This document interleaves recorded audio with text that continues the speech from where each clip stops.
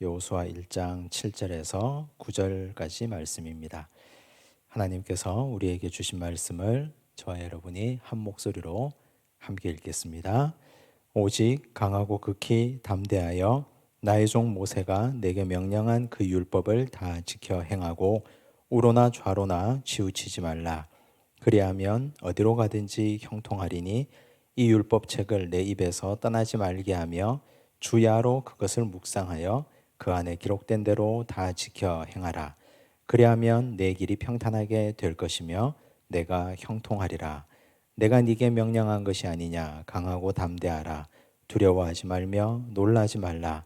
내가 어디로 가든지 내 하나님 여호와가 너와 함께 하느니라 하시니라. 아멘. 모세를 7번에 걸쳐서 우리가 다 살펴보고 공부를 했습니다. 이제 오늘부터 시작해서 3주 동안은 여호수아에 대해서 함께 공부할 예정입니다. 지난 시간에 여호수아에 대해서 아주 짧게 살펴봤는데 여호수아에 대해서 우리가 한 가지는 꼭 기억해야 됩니다. 하나님께서 모세의 후계자로 왜 여호수아를 세우셨는가 하는 문제입니다. 그 한 가지는 다름 아닌 그 안에 영이 거하는 자, 그 영은 하나님의 영이었습니다. 거룩한 영, 사람의 영, 세속의 영, 더럽고 추악한 영이 아니라 하나님의 영이 그 안에 거하는 자로 하나님께서는 여호수아를 택하셨습니다. 그렇다면 오늘부터 시작해서 하나님의 영이 거하는 여호수아는 과연 어떤 인생을 살았고 어떻게 하나님의 쓰임을 받았는지 함께 보려고 합니다. 물론 여호수아도 완전 무결한 무결점의 인간은 아니었습니다. 그도 실패도 하고 실수도 하고 잘못된 일도 물론 있었습니다. 그건 성경에 나오는 모든 위인들이 다 동일합니다. 우리가 성경에 나오는 위인을 보면서 위로받는 것은 잘 살펴보면 나와 별 다를 바 없구나. 사실 나와도 거의 비슷한 인물이구나 하는 걸 깨닫기 때문입니다. 똑같은 사람입니다. 그래서 우리는 성경에 나오는 인물을 너무 영웅시할 필요도 없고 그렇다고 그분들이 나하고 똑같은 사람이라고 너무 무시할 이유도 없습니다. 교훈을 배우고 또 실패를 통해서 우리도 우리의 모습을 돌아보면 될 것입니다. 교재를 출력하신 분은 교재를 펴두시고 교재가 없는 분은 여호수아 1장을 보시면 되겠습니다. 1장 1절입니다. 우리 함께 읽을까요? 시작. 여호와의 종 모세가 죽은 후에 여호와께서 모세의 수종자 눈의 아들 여호수아에게 말씀하여 이르시되. 여호수아 1장 1절은 중요한 말씀으로 시작합니다. 여호와의 종 모세가 죽은 후에. 모세가 어떤 사람입니까? 정말 불세출의 영웅 아닙니까? 40년은 이집트에서 왕자로 살았고 40년은 광야에서 훈련받았고 나머지 40년은 이스라엘 백성들을 이끌고 출애굽의 위협을 달성했던 위대한 사람 모세. 모세 오경을 남겼습니다. 창세기, 출애굽기, 레위기, 민수기, 신명기. 정말 탁월한 일꾼이었습니다. 그런데 그분이 죽었습니다. 우리가 지난번에도 한번 살펴봤는데 사랑하던 사람, 내가 심리적으로 굉장히 기대고 의지했던 사람이 죽거나 우리를 떠나가고 난 뒤에는 사람은 누구나 심리적인 충격을 굉장히 많이 겪을 수밖에 없습니다.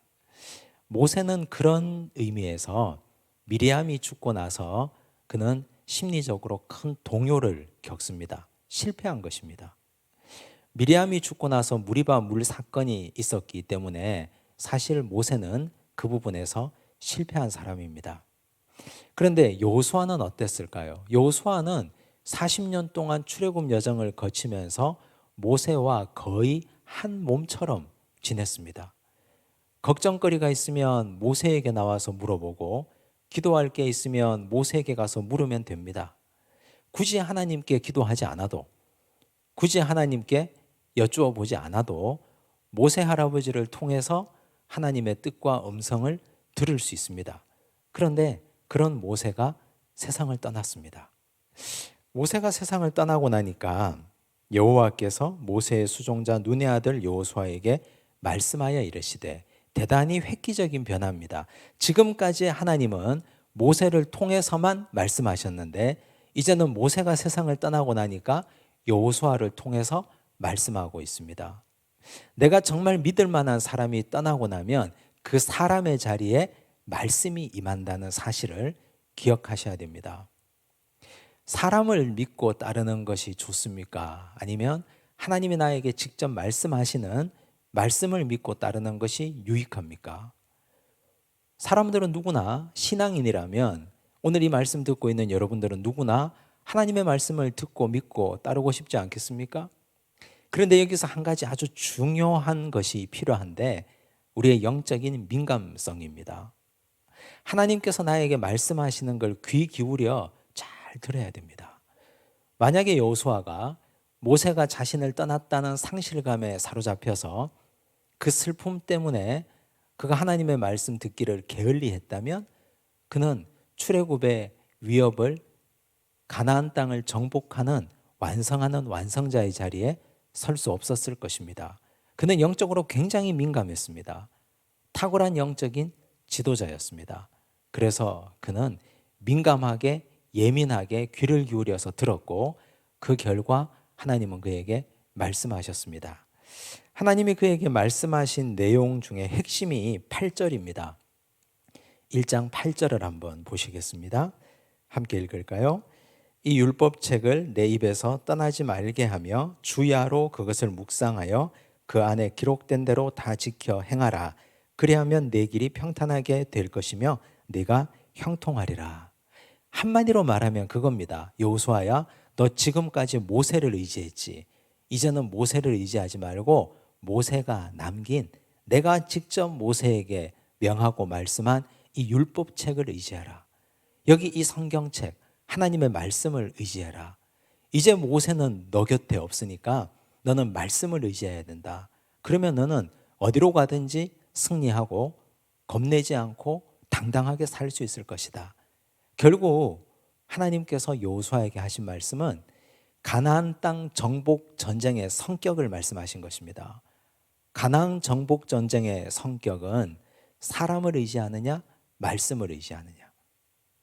여호수아는 말씀 붙들고 의지했기 때문에 가나안 정복 전쟁을 승리로 이끌었습니다. 이건 굉장히 중요한 여호수아서의 핵심이 되는 말씀입니다. 그런데 우리가 1장에서 이 짧은 구절에 보면 여호수아의 심리 상태가 나옵니다. 보실까요? 6절을 한번 보십시오. 6절에 보면 하나님이 여호수아에게 이렇게 말합니다. 강하고 담대하라. 7절도 보십시오. 오직 강하고 극히 담대하여. 강하고 담대하라는 말씀을 2번 하셨습니다. 9절도 보실까요? 내가 네게 명령한 것이 아니냐? 강하고 담대하라. 두려워하지 말며 놀라지 말라. 하나님은 1장 1절에서 9절까지 오는 동안 여호수아에게 강하고 담대하라. 강하고 극히 담대하라. 강하고 담대하고 두려워하지 말고 놀라지 말라. 강하고 담대하라는 말씀을 자그마치 3번이나 반복해서 말씀하십니다. 이걸 역설적으로 말해보면 여호수아의 심리 상태가 지금 두렵다는 것입니다. 두렵습니다. 그가 아무리 믿음이 좋은 사람이라 하더라도 평생 동안 의지하고 살았던 모세가 하루아침에 세상을 떠났습니다. 이제 혼자 결정하고 혼자 이 수많은 200만 명이 넘는 이스라엘 백성들의 가나안 땅 입성을 책임져야 되는 지도자가 되었습니다. 두렵지 않겠습니까? 잠이 나오겠습니까? 밥이 목으로 넘어가겠습니까? 얼마나 두려웠을까요? 그때 하나님이 그의 마음을 꿰뚫어 보시고 강하고 극히 담대하라. 강하고 담대할 수 있는 유일한 방법은 말씀을 의지하는 수밖에 없습니다. 두려움은 누가 주는 것일까요? 디모데후서 1장 7절을 보시면 두려움의 근원을 설명합니다. 함께 읽습니다. 하나님이 우리에게 주신 것은 두려워하는 마음이 아니요 오직 능력과 사랑과 절제하는 마음이니. 바울이 디모데에게 주신 말씀입니다.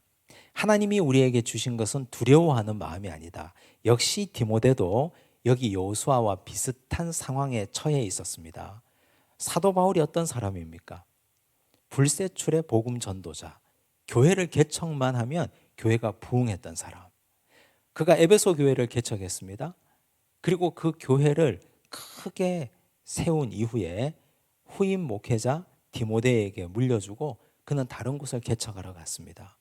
연소하고 나이도 어리고 능력도 부족하고 바울에 비하면 정말 별 볼 일 없었던 디모데가 이렇게 큰 교회를 목회하기에는 얼마나 두려웠을까요? 그때 바울이 디모데에게 편지를 써서 하는 말씀, 하나님이 너에게 주신 것은 두려워하는 마음이 아니다. 하나님이 준 마음이 아니면 두려움은 누가 준 것입니까? 하나님 아니면 사탄이 준 것입니다. 사탄이 우리 속에 두려움을 불러일으키면, 사람이 두려우면 판단력이 흐려집니다. 평소에는 잘 판단하고 제대로 갈 길 가던 사람이 갑자기 두려움에 휩싸이면 사리분별이 흐트러집니다. 저 사람 저랬던 사람이 아닌데 갑자기 이상한 판단을 내리고 이상한 결정을 내립니다. 마음이 두렵기 때문에. 사탄이 주는 것이 바로 두려움입니다. 여러분들 마음속에 혹시 여러 가지 복잡한 마음으로 자꾸 두려움이 꼬리에 꼬리를 물고 또 꼬리를 물고 이런 일이 벌어지고 있다면 그때 기억하셔야 됩니다. 하나님이 주신 마음이 아니구나. 하나님이 준 마음이 아니면 사탄이 준 마음이구나. 그럼 그때 어떻게 해야 됩니까? 사탄을 물러가라. 이거 100번 하고 10번 해도 사탄이 떠나가지 않습니다. 두려움을 이기는 유일한 방법은 하나님께서 여호수아에게 말씀하셨던 것처럼 율법책을 입에 두라. 성경을 읽어야 됩니다. 말씀을 가까이 해야 됩니다. 말씀을 가까이 하고 읽으면 내 마음속에 있었던 두려움은 봄에 눈이 녹듯 다 녹고 사라집니다. 두려움을 이기는 유일한 열쇠는 말씀이다. 이걸 꼭 기억하시기를 바랍니다. 우리 교재에 보면 아브라함 이야기가 나오는데요. 창세기 13장 14절을 한번 보시겠습니다. 제가 읽겠습니다. 롯이 아브라함을 떠난 후에 여호와께서 아브라함에게 이르시되 너는 눈을 들어 너 있는 곳에서 북쪽과 남쪽 그리고 동쪽과 서쪽을 바라보라. 이 말씀도 역시 같은 맥락입니다. 상실의 경험을 한 사람에게 주시는 말씀. 롯이 아브라함을 떠난 후에라고 시작하고 있습니다. 아브라함에게 롯은 어떤 존재입니까? 그 당시 아브라함은 아들이 없습니다. 평생 동안 아들이 없어서 고생하고 걱정했는데 롯은 조카인데 롯의 아버지 아브라함의 형제는 이미 일찍 세상을 떠났습니다. 아들 하나 남겨놓고. 그래서 롯은 자기 삼촌 아브라함을 자기 아버지처럼 믿고 따랐습니다. 그래서 롯에게 아브라함은 아버지 같은 존재고 아브라함에게 롯은 아들 같은 존재입니다. 그런데 그 롯이 아브라함을 떠났습니다. 무엇 때문에요? 육축, 목축하는 문제 때문에, 재산 문제 때문에. 돈을 많이 벌고 목축하는 짐승들이 많아지자 그 땅에 아브라함의 육축과 롯의 가축이 함께 거할 수 없게 되자 롯이 소돔 땅으로 떠나버렸습니다.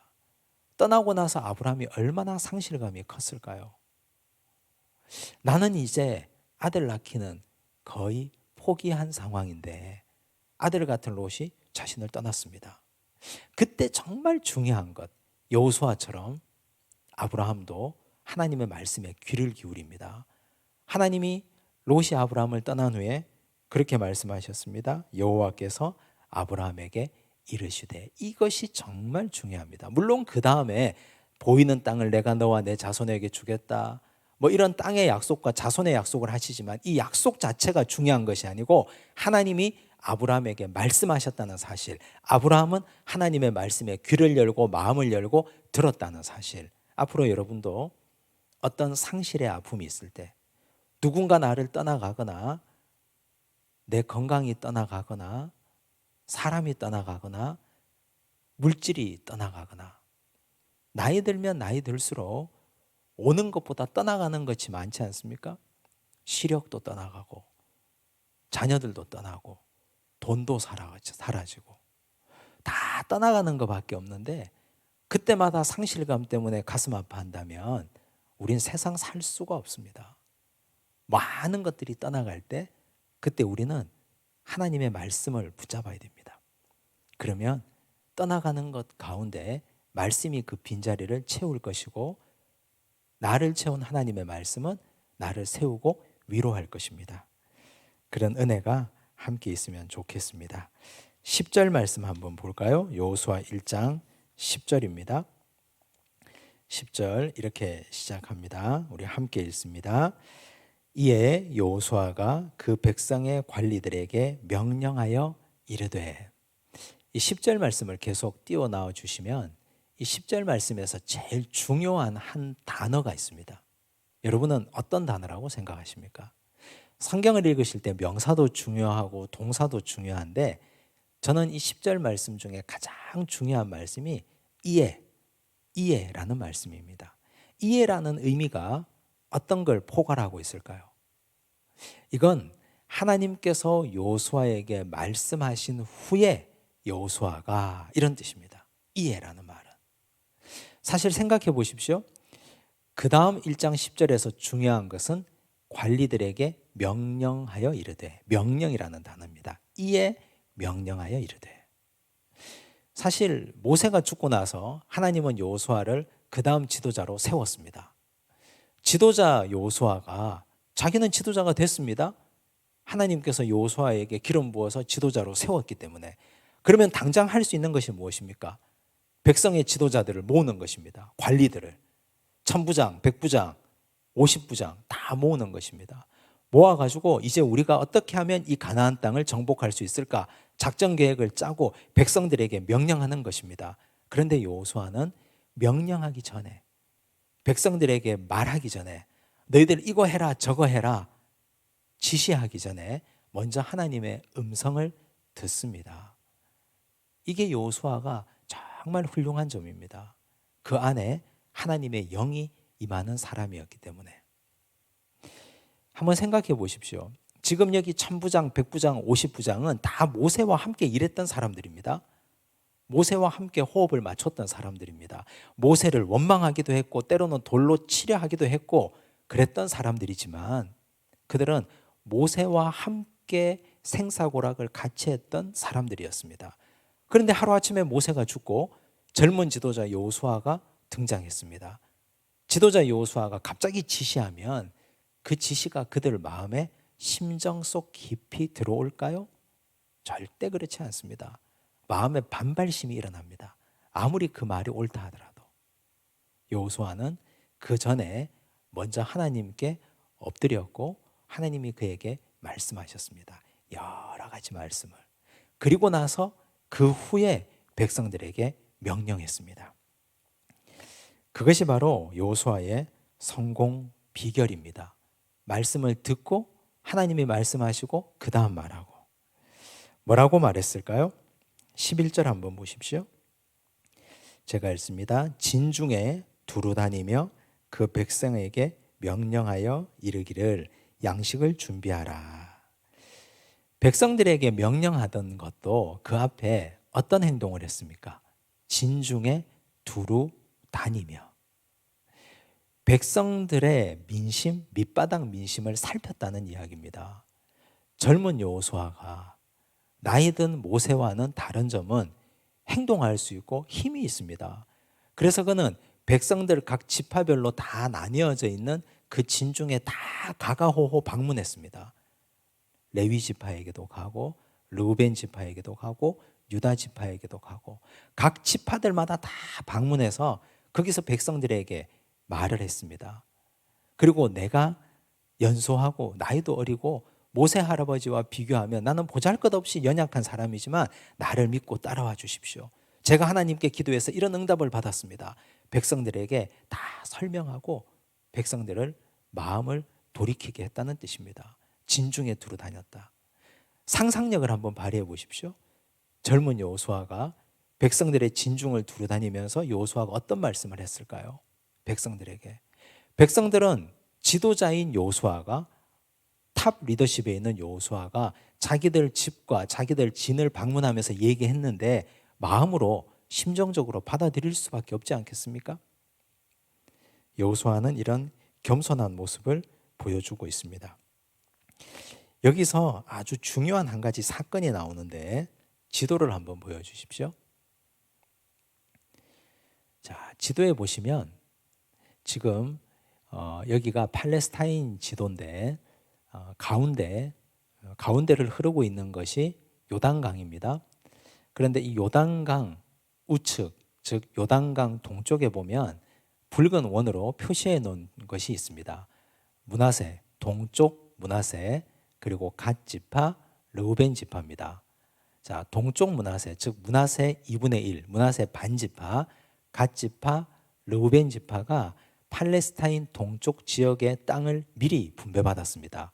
이 땅을 미리 분배받을 때는 모세 할아버지가 살아 있을 때 그랬습니다.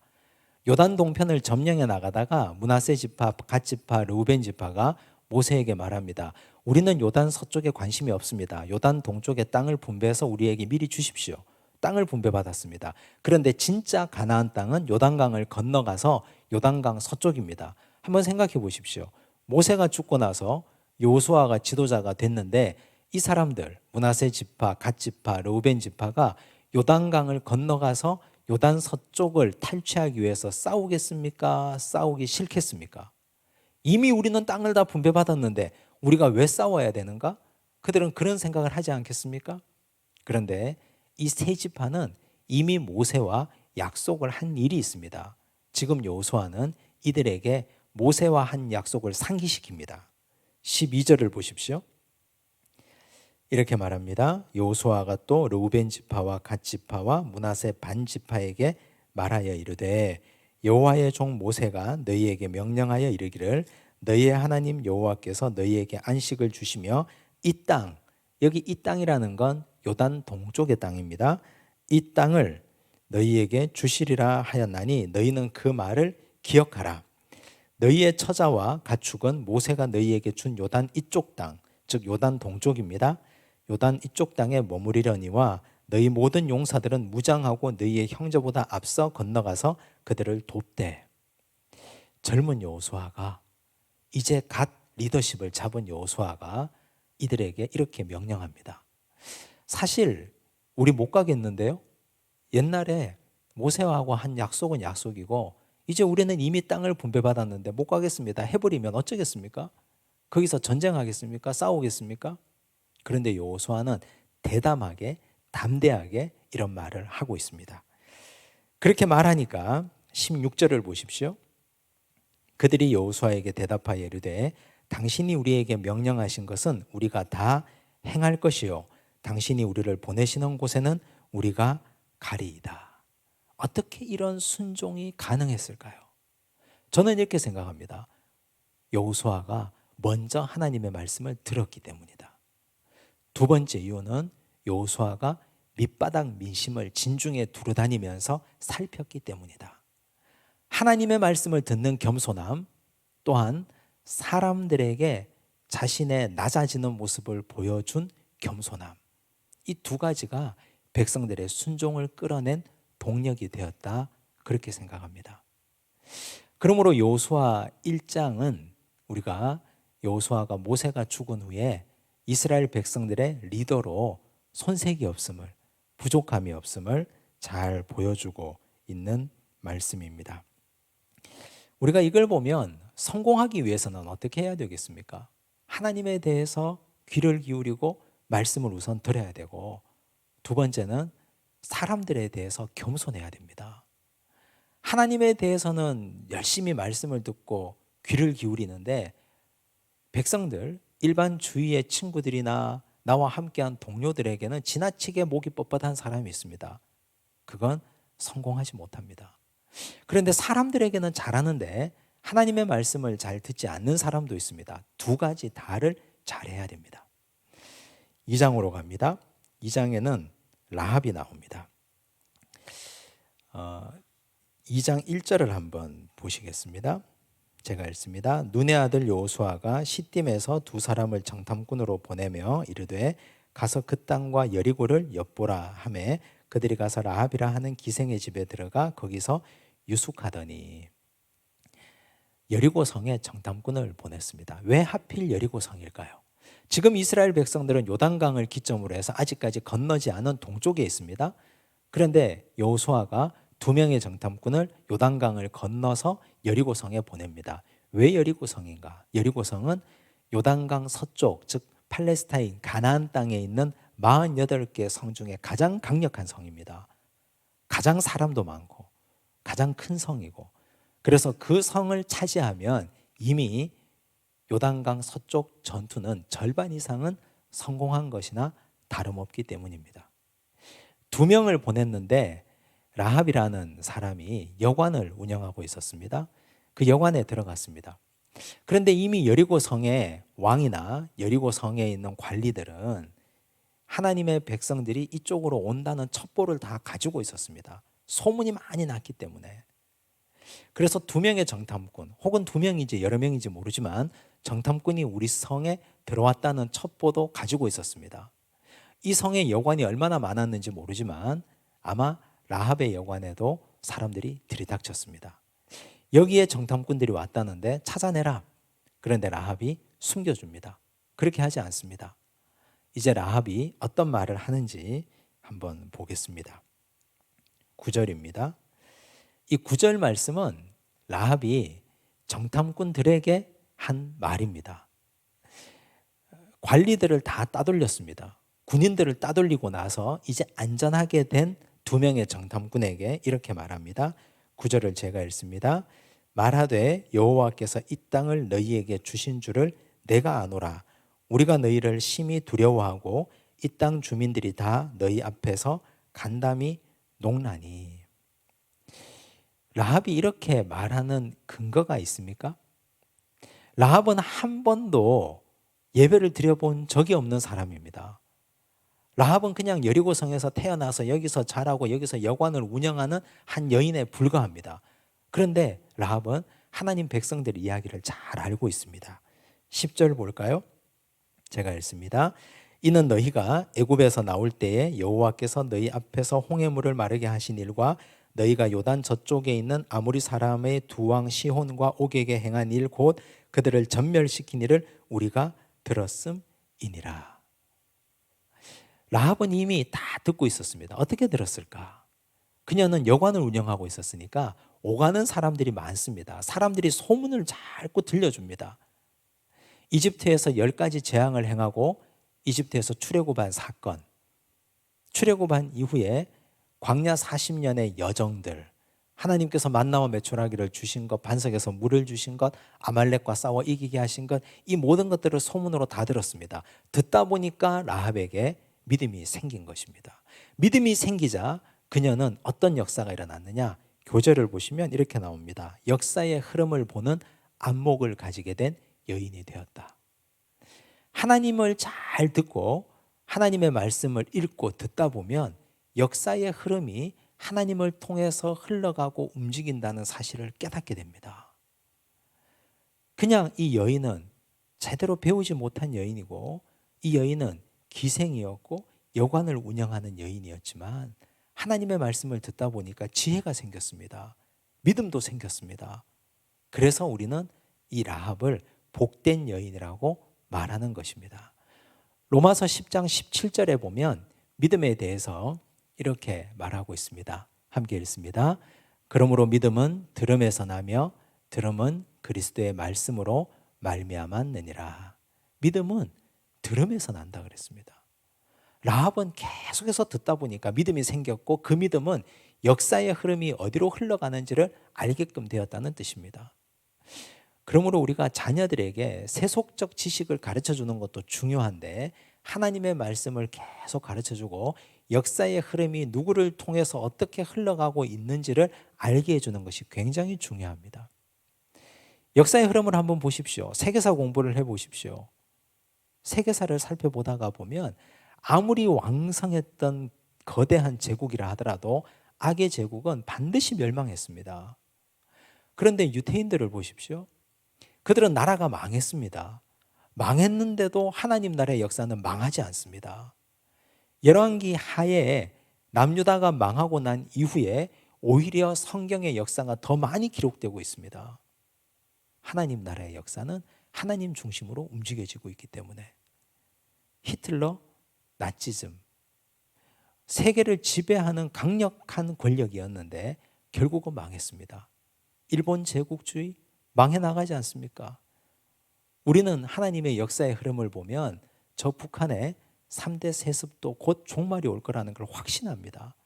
하나님께서 역사의 흐름을 주관하고 계시기 때문에 그 흐름을 눈여겨보고 살펴보는 역사의 안목을 보는 지혜는 하나님의 말씀을 통해서밖에 생길 수가 없습니다.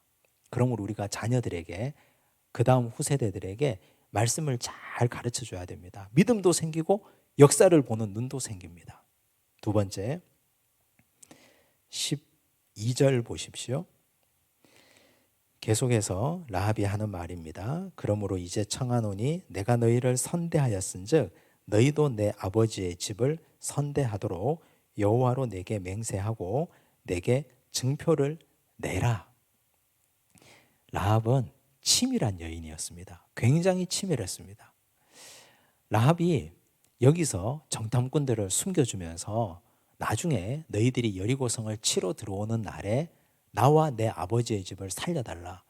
그러려면 여기서 나에게 증표를 달라. 치밀한 여인이었습니다. 지식도 가지고 있었고 믿음도 생겼고 그리고 일 하나를 하더라도 똑부러지게 처리하는 능력을 가진 여인이었습니다. 우리는 하나님의 일을 하는 사람들이 은혜를 강조한 나머지 자기가 해야 될 일을 열심히 하지 않는 사람들을 많이 경험했습니다. 그냥 은혜로 하면 되지 뭐. 하나님께서 우리는 대충 해도 하나님이 알아서 다 하시겠지. 그건 우리가 해야 될 태도가 결코 아닙니다. 우리는 우리로서, 사람으로서 준비해야 될 것들이 분명히 있습니다. 하나님께서 태중에 자녀를 주셨으면 자녀를 낳아 기를 수 있도록 하는 힘도 우리에게 주셨고 출산 준비하는 건 부모의 몫입니다. 유모차도 준비해야 되고 아기 침대도 준비해야 되고 아기 옷도 준비해야 되고 여러 가지 준비할 것들이 많습니다. 하나님 알아서 하시겠지. 우리에게 생명 주셨으니까. 그건 직무유기입니다. 라합은 하나님께서 그에게 믿음도 주시고 역사를 보는 안목도 주셨는데 치밀한 능력과 지혜도 허락해 주셨습니다. 그래서 그녀는 자신의 가족을 살리기 위한 증표를 달라고 요구합니다. 세 번째, 13절 보십시오. 함께 읽습니다. 그리고 나의 부모와 나의 남녀 형제와 그들에게 속한 모든 사람을 살려주어 우리 목숨을 죽음에서 건져내라. 라합은 가족을 구원한 사람이 되었습니다. 그녀가 복된 여인인 이유. 그의 사회적 신분은 비천했습니다. 그런데 그녀는 가족을 구원하는 놀라운 역사의 주인공이 됩니다. 성경을 보면 이런 예들이 여럿 나옵니다. 노아 할아버지 한 사람 때문에 노아를 포함한 노아의 가족 8명이 방주에 탔습니다. 라합 한 사람 때문에 라합의 모든 가족들이 죽지 않고 여리고성이 멸망하는 그때 그 가족들만 살았습니다. 마가복음 2장에 보면 중풍병자 친구를 그들의 친구들이 메고 예수님 앞에 나왔습니다. 중풍병자 한 사람을 위해서 친구들이 합심해서 그를 살린 것입니다. 한 사람의 믿음. 그 한 사람의 믿음이 또 다른 사람을 살리고 가족을 살리고 친구를 살리고 동료를 살리고 온 나라와 민족을 살린다는 사실. 라합은 그런 의미에서 복된 여인이었습니다. 우리가 이 라합을 보면 나는 과연 복된 사람인가? 나는 성경을 보면서 역사를 보는 안목을 가지고 있는가? 믿음이 하나님의 말씀을 통해서 성장하고 자라고 있는가? 그리고 나는 은혜를 강조하면서 정말 치밀하게 살고 있지는 않은가? 살지 못하고 있는 건 아닌가? 우리 자신을 살펴봐야 됩니다. 그리고 나 때문에 다른 사람이 덕을 봐야 됩니다. 나로 인해서. 적어도 폐는 끼치지 말아야 되는데 예수 믿는 사람들이 민폐를 끼치는 사람들이 굉장히 많이 있습니다. 나라는 존재가 정말 주변 사람들에게 덕이 되는가? 먹을 것 하나가 있으면 반으로라도 나눠가지고 저 사람에게 나눠주고 내가 하는 행동이나 말이나 모든 일거수일투족이 나와 함께한 사람들에게 덕스러움이 되는가? 그걸 생각하고 살아야 됩니다. 그것이 바로 복된 사람의 자세입니다. 그런 말이 있습니다. 세 사람 이상이 하는 말은 하나님의 말씀으로 들어라 하는 말을 저는 어려서부터 많이 듣고 자랐습니다. 나를 싫어하는 사람들이 세 사람 이상이 되면 그건 내 인생에 문제가 있다는 것입니다. 내 삶에. 한두 사람이면 혹은 한 사람이면 나랑 저 사람이랑 뭔가 관계가 맞지 않아서 생기는 일이겠거니라고 생각할 수 있는데, 여러 사람들이 비슷한 말을 하면 나 행실을 돌아봐야 됩니다. 나의 행실을. 나이가 들어가면서 충고하는 사람은 갈수록 줄어듭니다. 왜냐하면 어린아이가 아니기 때문에. 성장하고 자라면 자랄수록 나이가 30, 40, 50, 60이 되면 될수록 완고해지고 고집이 세집니다. 누가 충고하겠습니까? 충고하면 다툼만 일어날 뿐인데. 그러면 그때 저 사람이 나를 별로 좋아하지 않는구나. 그러면 내 행실을 다시 돌아봐야 됩니다. 그리고 내가 어디서부터 잘못되었는지, 내가 어디서부터 무너져 내렸는지, 라합처럼 복된 사람이 되셔야 됩니다. 3장으로 넘어갑니다. 3장 1절입니다. 함께 읽을까요? 또 여호수아가 아침에 일찍이 일어나서 그와 모든 이스라엘 자손들과 더불어 시딤에서 떠나 요단에 이르러 건너가기 전에 거기서 유숙하니라. 여기서 1절에서 가장 중요한 말씀, 여호수아가 아침에 일찍 일어났다. 우리가 이 말씀을 읽으면 한 분이 기억이 나야 됩니다. 떠올라야 됩니다. 누가 떠오르십니까? 저는 아브라함이 떠오릅니다. 왜 그런가? 아브라함은 이 창세기를 읽어보면 아침에 일찍 일어났다는 말이 딱 2번 나오는데, 첫 번째는 하갈과 이스마엘을 떠나보낼 때, 두 번째는 사랑하는 아들 이삭을 모리아산에 가서 번제로 바칠 때, 그때 아침에 일찍 일어났습니다. 성경은 아침에 일찍 일어났다는 표현을 어떤 식으로 쓰느냐 하면 밤새도록 기도했다. 푹 자고 늘어지게 자고 허리가 아파서 아침에 일찍 일어났다는 뜻이 아니고, 밤새도록 하나님께 엎드려 기도하고 간구하고 아침에 일찍 결단하고 일어났다, 이런 의미입니다. 여호수아도 지금 요단강을 건너야 되는 시점입니다. 하나님 앞에 밤새도록 기도했습니다. 하나님, 어떻게 하면 이 요단강, 창일하게 흐르는 요단강을 건널 수 있을까요? 하나님, 저에게 답을 주십시오. 밤새도록 기도했더니 하나님이 그에게 모종의 답을 주셨습니다. 그래서 그는 일찍 일어나서 백성들에게 선포합니다. 자, 4절을 한번 보실까요? 4절을 보면, 그러나 너희와 그 사이 거리가 2000 규빗쯤 되게 하고 그것에 가까이 하지는 말라. 너희와 그 사이 거리라고 했는데, 여기서 너희는 이스라엘 백성들을 말하고, 그 사이 거리 할 때 앞에 있는 것이 무엇일까요? 앞에 있는 것은 여호와의 언약궤입니다. 3절을 한번 보겠습니다. 함께 읽습니다. 백성에게 명령하여 이르되 너희는 레위 사람 제사장들이 너희 하나님 여호와의 언약궤 매는 것을 보거든 너희가 있는 곳을 떠나 그 뒤를 따르라. 언약궤가 앞에 가고 백성들은 2000 규빗 뒤에 갑니다. 2000 규빗은 지금 우리 거리로 환산하면 약 900m입니다. 900m 정도 뒤에 떨어지게 했습니다. 언약궤가 900m 앞서가고 백성들은 뒤떨어집니다. 여기에서 중요한 의미가 하나 있습니다. 그 의미는 언약궤 하나님의 말씀을 절대로 앞지르지 마라. 사람들은 급해지면 말씀보다 자기 의나 경험이나 생각이 앞서는 경향이 있습니다. 여호수아는 절대로 말씀보다 앞서지 않습니다.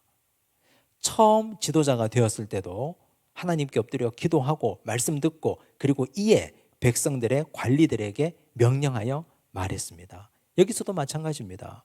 하나님의 언약궤가 900m 앞장서가고 백성들은 그 뒤를 따라갑니다. 절대로 말씀보다 앞서서는 안 된다. 그걸 굉장히 중요하게 강조했습니다. 또 하나 강조한 것이 5절입니다. 우리가 지난주에도 살핀 것입니다. 함께 읽습니다. 여호수아가 또 백성에게 이르되 너희는 자신을 성결하게 하라. 여호와께서 내일 너희 가운데에 기이한 일들을 행하시리라. 성결. 죄 짓지 마라. 혹시 지금이라도 죄 지은 것이 있으면 회개하라. 요단강을 건너는 것은 우리의 능으로 건너는 것이 아니다. 배를 만들어서 뗏목을 띄워서 건널 수 있는 성질의 것이 아니다. 두 가지만 있으면 된다. 말씀이 앞장서고 우리는 그 뒤를 따르고, 두 번째는 우리가 죄가 없으면 된다. 우리 인생에도 똑같은 원리가 적용됩니다. 창일하게 흐르는 요단강 같은 어려운 문제들이 닥치면 그 문제를 해결하기 위해서 인간적인 수많은 수와 잔꾀와 방법들을 우린 고려합니다. 그런 것들이 중요한 것이 아닙니다. 정말 중요한 건 하나님의 말씀이 앞장서고 우린 말씀보다 앞장서면 안 됩니다. 말씀을 뒤따라가야 됩니다.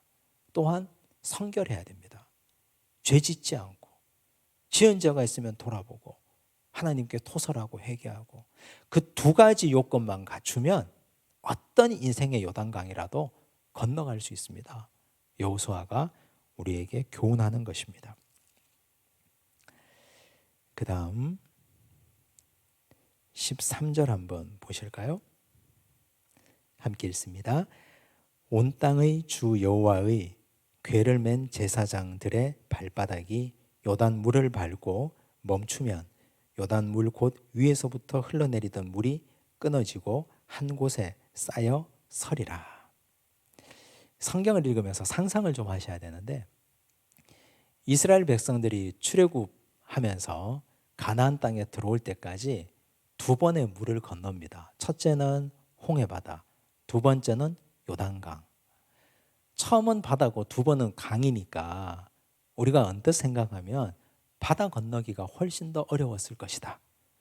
강쯤이야, 헤엄쳐서도 건너는데, 이런 생각을 할까 모르겠습니다. 그런데 이건 강이 훨씬 어렵습니다. 왜냐하면 홍해바다는 이미 갈라진 상태에서 건넜습니다. 백성들이 홍해가 앞에 있고 뒤에는 이집트의 군대가 쳐들어오는데 하나님께서 모세에게 말씀하셨습니다. 너희는 지팡이를 들고 바다를 향하여 가르치라 그랬습니다. 그때 바다가 갈라졌습니다. 동풍이 불었습니다. 바다가 마르게 되었고 마른 땅이 되었습니다. 진창이 다 사라졌습니다. 깨끗하게 마른 땅이 되고 난 이후에 백성들이 건넜습니다.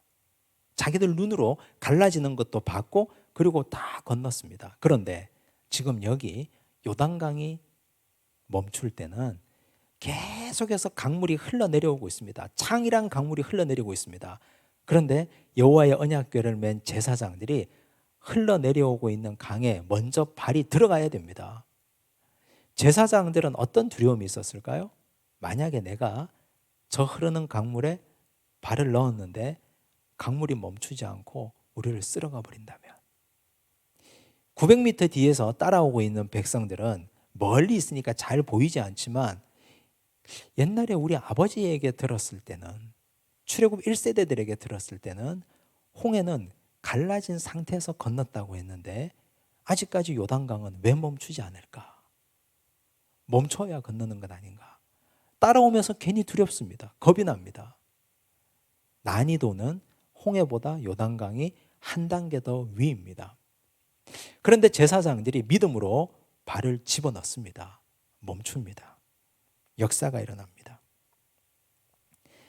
15절을 한번 보시면 15절은 요단강이 지금 얼마나 불어 있는지를 설명합니다. 요단이 곡식 거두는 시기에는 항상 언덕에 넘치더라.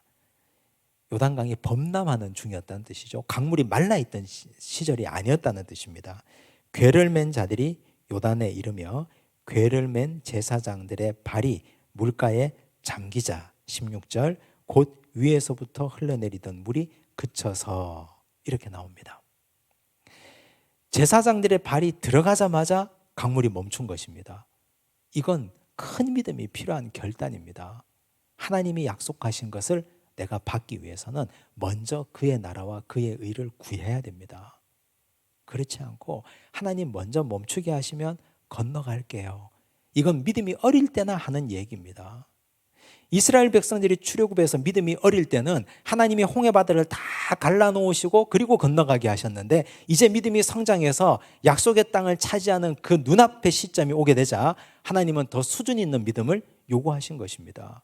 하나님은 우리에게 똑같은 믿음을 요구하는 분이 아닙니다. 성장하기 바라시고 성숙하기 바라시고 강물에 발을 집어 넣어라, 그러면 멈출 것이다. 우린 주저하죠. 하나님 멈추시면 발을 집어 넣겠습니다. 아니다, 발을 집어 넣어라, 그러면 내가 멈출 것이다. 어떻게 하시겠습니까? 제사장들이 먼저 발을 집어 넣었습니다. 17절 함께 읽습니다. 여호와의 언약궤를 맨 제사장들은 요단 가운데 마른 땅에 굳게 섰고 그 모든 백성이 요단을 건너기를 마칠 때까지 모든 이스라엘은 그 마른 땅으로 건너갔더라. 상상을 한번 해보십시오. 900m 앞서가던 하나님의 언약궤를 맨 제사장들이 발을 집어넣자 요단강이 위에서부터 딱 멈춰 섰습니다. 벽을 이루었습니다. 그리고 강이 하나님이 다 말려주셨습니다. 건너기에 좋도록. 그리고 제사장들이 강바닥에 가서 딱 한가운데 서 있습니다. 백성들이 900m 뒤에서부터 차츰 와서 한 사람, 두 사람, 혹은 서너 사람, 수백 명, 수천 명, 수만 명이 강을 다 건너갑니다. 제일 마지막에 있는 사람들까지 강을 다 건널 때까지 여호와의 언약궤를 맨 제사장들이 그 자리에 꼼짝도 하지 않고 서 있습니다. 처음에는 900m 앞장서 가다가 마지막에는 제일 끝에 있는 사람들까지 다 빠져나올 때까지 언약궤를 맨 제사장들은 그 자리에 가만히 서 있었습니다. 이것이 주는 의미가 무엇일까요?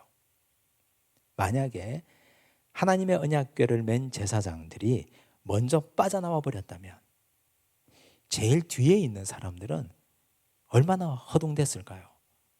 노인도 있고 어린아이도 있고 병든 사람도 있고 다리 저는 사람도 있고 여자도 있고 힘든 사람도 있는데, 그런 사람들은 언약궤가 저 앞에 보이지 않으니까 혹시 우리가 건널 때 갑자기 요단 강물이 터져가지고 우리를 덮치면 어쩔까, 얼마나 두려웠을까요? 그런데 하나님의 언약궤는 그 자리에 꼼짝도 하지 않고 서 있습니다. 하나님의 말씀이 임마누엘 하시겠다, 내가 너희와 함께 하겠다, 사망의 음침한 골짜기로 다닐 때라도 해를 두려워하지 않을 것은 주의 지팡이와 막대기가 너를 안위하심이니이다. 가장 밑바닥, 강물이 흐르는 강바닥에 하나님의 언약궤가 서 있습니다. 백성들은 걱정 없이 천천히 건너 나오면 됩니다. 노인도 어린아이도 여자도 빠른 사람도 더딘 사람도 걱정할 것 없이. 하나님의 말씀은 이처럼 한 번도 가보지 않은 길을 앞장서는 말씀이고, 모든 사람이 다 안심하고 빠져나가도록 끝까지 그 자리를 지키는 말씀이기도 하다는 말씀입니다. 그리고 여기에 하나님의 언약궤를 맨 제사장들이 그 자리를 끝까지 지키고 있습니다. 제사장의 역할이 무엇입니까? 백성들의 처음과 중간과 마지막을 책임지는 자라는 뜻입니다. 하나님의 제사장들, 레위인들이 제일 좋은 거 먹고 자기들 하고 싶은 거 다 누리고, 그래서 레위인이라 할 수 있겠습니까? 남유다가 망할 때, 예루살렘 성전이 불타 없어질 때 예수님께서 이 성전을 헐라 내가 사흘 만에 다시 세우리라 하실 때, 그때 제사장들은 다 타락했습니다. 가장 높은 자리에 권력을 향유하며 누리고 있었고 백성들과 함께하지 않았습니다. 그런데 여기 원래 제사장들의 의미는 백성들과 함께하는 사람들입니다. 백성들이 다 빠져나갈 때까지 그 무거운 하나님의 언약궤를 어깨에 짊어지고 꼼짝도 하지 않고 서 있습니다. 한두 명이 아닙니다. 200만 명이 넘는 사람들입니다. 그들이 다 빠져나갈 때까지 얼마나 오랫동안 기다려야 했을까요? 영적 지도자가 이런 역할을 수행할 때 하나님은 그들을 진짜 지도자라고 말씀하시는 것입니다. 고생하기는 싫고 어깨에 무거운 거 메고 있기는 싫고 먼저 건너가서 하나님의 언약궤 내려놓고 쉬고 싶고, 그러면 지도자 자격이 없는 사람들입니다. 하나님께서 제사장들을 그렇게 인도하시고 섭리하셨습니다. 하나님은 이런 기억을 아주 기쁘게 여겼습니다. 4장 3절을 보십시오. 2절과 3절. 백성의 각 지파에 한 사람씩 12사람을 택하고 그들에게 명령하여 이르기를 요단 가운데 제사장들의 발이 굳게 선 그곳에서 돌 12를 택하여 그것을 가져다가 오늘 밤 너희가 유숙할 그곳에 두게 하라 하시니라. 돌 12개를 가져오라 했습니다. 각 지파별로. 하나님은 이걸 기념하고 싶었습니다. 7절 보십시오. 그렇게 하신 이유가 나옵니다. 그들에게 이르기를 요단물이 여호와의 언약궤 앞에서 끊어졌나니 곧 언약궤가 요단을 건널 때에 요단물이 끊어졌으므로 이 돌들이 이스라엘 자손에게 영원히 기념이 되리라 하라 하니라. 이스라엘 백성들이 돌 12개를 보면서 어떤 생각을 했을까요? 말씀에 순종하고 제사장들의 발이 닿으니까 강물이 멈추는구나. 하나님의 언약궤가 우리와 영원히 함께해서 우리가 강바닥을 무사히 빠져나가고 지나갈 때까지 그 자리를 지켜주시는구나. 그런 돌봄과 능력과 은혜를 누렸지 않겠습니까? 24절도 보시겠습니다. 함께 읽습니다. 이는 땅의 모든 백성에게 여호와의 손이 강하신 것을 알게 하며 너희가 너희의 하나님 여호와를 항상 경외하게 하려 하심이라 하라. 그 돌들을 보면서 하나님을 경외하고 기억하게 하도록 하기 위해서. 이스라엘 백성들에게 이 12돌은 기억의 매개체였습니다. 이 돌들만 보면 하나님을 기억하는 것이죠. 이 돌들만 보면 그날의 그 감동을 기억하는 것입니다. 우리가 신앙생활 하면서 기억의 매개물이 아마 한두 가지는 존재할 것입니다. 나는 이것만 생각하면 눈물을 주체할 수 없다. 하나님의 은혜를 나는 지금도 기억할 수밖에 없다. 살아오면서 기억의 매개물을 많이 만드셔야 됩니다. 신앙생활을 수십 년 했는데 기억나는 것이 하나도 없고 떠오르는 것이 하나도 없다면 그럼 우린 신앙생활을 잘못한 것입니다. 우리가 살아오면서 여러 가지 것들을 많이 기억하실 텐데 그 떠올리는 기억들이 하나님과 함께 하신 기억의 매개물들이 되었으면 좋겠습니다. 여호수아 첫 시간 오늘 여기까지 하겠습니다. 기도하겠습니다. 하나님 아버지 감사합니다. 모세가 떠난 후에 두렵고 떨렸던 여호수아는 하나님께 기도했고 하나님은 그에게 율법책을 주시고 말씀을 가까이 하라 말씀하셨습니다. 사탄이 두려움을 주는데 그 두려움을 이길 수 있는 유일한 길은 말씀이라 하셨사오니 우리도 하나님의 말씀에 귀를 기울이는 자 되게 하여 주옵소서.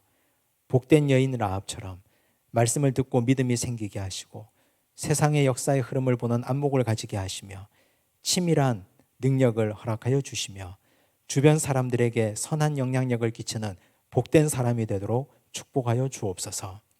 말씀이 앞장서고 고난의 현장 가운데 말씀이 우리와 함께하고 모든 사람이 빠져나갈 때까지 말씀이 항상 그 자리에 머물러 있는 능력의 말씀, 은혜의 말씀, 위로의 말씀을 늘 마음에 새기며 살아가도록 축복하여 주시옵소서. 오늘 주신 이 말씀 마음에 기억하며 이렇게 악하고 험한 세상을 이겨나갈 수 있는 믿음의 백성 여호수아와 같은 담대한 사람이 되도록 축복하여 주옵소서. 모든 말씀 예수님 이름으로 기도드리옵나이다. 아멘.